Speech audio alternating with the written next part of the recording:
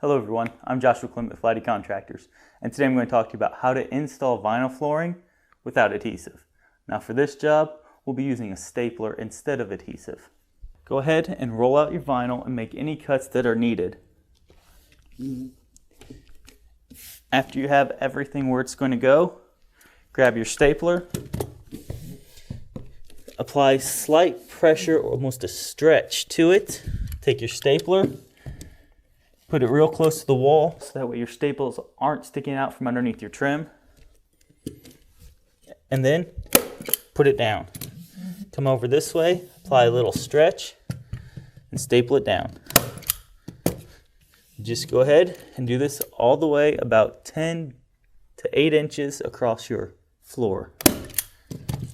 After you have all your vinyl installed, you can take your trim board and notice that you're covering up all the staples across here, and there's no visible evidence that this isn't glued down.